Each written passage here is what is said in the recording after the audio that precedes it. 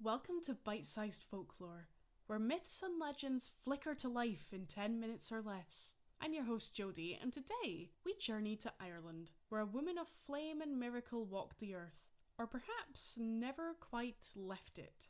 This is the story of Brigid, saint, goddess, healer, blacksmith, brewer, and bearer of light. Her story is one of blurred lines, where the sacred and the pagan, the historical and the mythical all burn together in one eternal flame.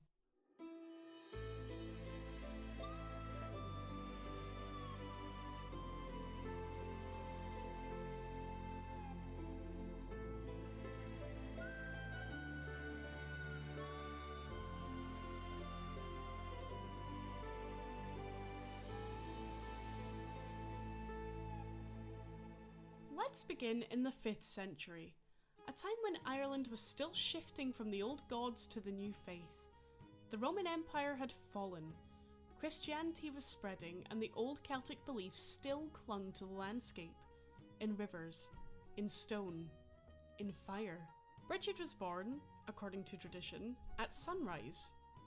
As the light broke across the land, her mother, a slave, gave birth on the threshold of a house between indoors and outdoors. This detail is not a coincidence. Brigid, even in birth, existed between worlds, liminal, symbolic, otherworldly. Her father was a noble chieftain. Her status, well, complicated. She was not quite noble, not quite servant. But young Brigid was different. The stories say she could not bear to see suffering. She gave away food, clothing, even her father's belongings, to anyone in need. When scolded, miracles followed. Empty barrels overflowed, butter churns refilled.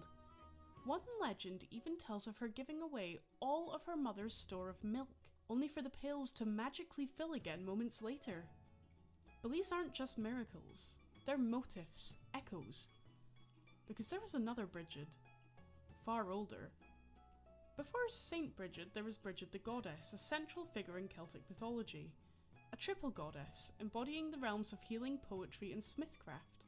She was the fire of the forge, the fire of inspiration, and the fire of the hearth. In many ways, she was Ireland's divine feminine. Fierce, nurturing, and enduring. She was honoured at Imbolc, the ancient festival of early spring held on February the 1st. It was a time of purification, fertility, and light. When the first lambs were born and the days began to lengthen, offerings were made to Brigid to ensure safe childbirth, fruitful harvests, and the rebirth of the land. Now here's the interesting part.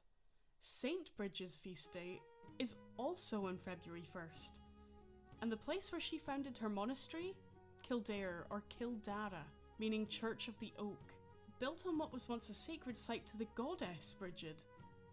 There, a flame was kept constantly burning, tended by women as it had been in pagan times.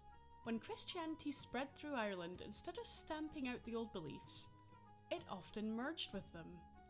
Pagan deities became saints, sacred wells were rededicated, holy trees remained. So, was Saint Brigid real?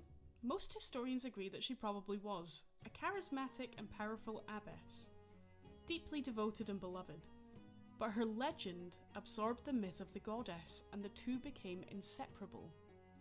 Let's return to Brigid the Saint. She was said to have performed countless miracles. She healed the blind, the sick, and the poor. One tale speaks of her touching a wooden pillar that instantly sprouted leaves. Another says she turned bathwater into beer, which to the Irish might be even more miraculous. But perhaps her most famous miracle involves her cloak. When she sought land to build her monastery in Kildare, the local king was reluctant, so Brigid asked for only as much land as her cloak would cover. Amused, the king agreed. But as she laid her cloak down, it grew, and grew, and grew. It spread across fields and meadows, covering acres of land. The astonished king honoured his promise, and Brigid founded what would become one of the most influential monasteries in Ireland, for both monks and nuns alike. Even today, children weave Brigid's crosses on her feast day, Small woven symbols made of rushes or straw. Said to protect homes from fire and evil, it's a tradition older than memory, passed from hand to hand like a whispered prayer. In the centuries after her death, Brigid has become one of Ireland's patron saints, alongside Patrick and Columba. Her influence reached beyond the church into folk practices, seasonal rites, and the everyday spirituality of Irish life. But in 1993, something extraordinary happened. For the first time since the 16th century, the Brigidine sisters relit the flame in Kildare. It had burned continuously for over 1,000 years before it was extinguished during the Reformation. And now, it burns once again, a modern flame for an ancient figure, both saint and goddess. So who was Brigid? A historical woman? A divine archetype? A cultural bridge between two worlds? Perhaps she's all of them. A saint forged from myth, or a goddess remembered in sainthood. A fire that refuses to go out. Thank you for joining me on this flickering path through Irish legend. If this story sparks something in you, a memory, a question, a little fire, share it. Light tends to spread that way. And if you'd like more tales like this, short, strange, and steeped in the old world, be sure to follow Bite-Sized Folklore. Until next time, keep the fire lit.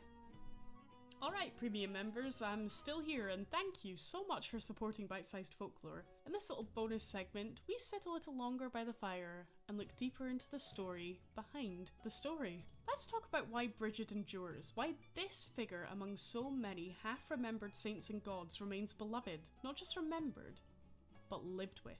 At the surface, Brigid is a collection of symbols: flame, water, milk, cloaks, crosses. But under that, she represents the continuity between the sacred and the everyday. While some saints are known for the martyrdom, or celestial visions, Brigid's miracles are deeply domestic. She multiplies butter, she feeds animals, she blesses tools, babies, and hearths. She turns water into beer, not wine like Christ, but beer, the drink of ordinary people. These aren't grand gestures, they're quiet acts of restoration. And maybe that's what makes her feel so accessible, lived in almost. She didn't retreat to a cave, she built community. Her monastery at Kildare wasn't just a holy site. It was a centre for learning, agriculture, diplomacy, and healing. It was radical for its time, a space where nuns and monks lived together, where a woman led both.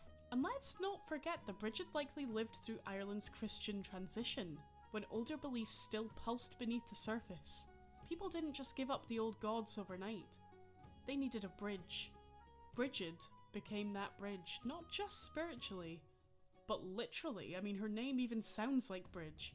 It may not be etymologically connected, but it's poetic truth. Her cross, woven from the straw rushes, is itself a hybrid. Part Christian symbol, part sun wheel, part fertility charm. It's hung in kitchens across Ireland to this day, especially on Imbolc, her feast day. Not just to honour her, but to protect the home, the land, the family. And protection was her specialty. Not with swords, but with shelter. Not with fire that destroys, but with fire that warms, cooks, and heals.